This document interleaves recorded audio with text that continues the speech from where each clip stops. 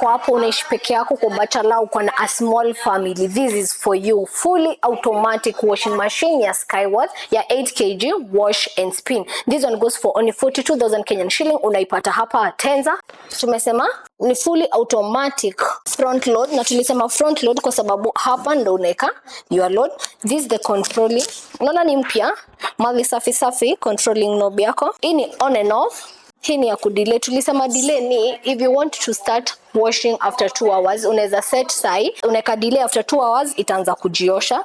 Hii ni ya speed. Temperature unaweza the highest you can get ni 90, 60, 40, 20 iko hivyo. This is the starting and pausing.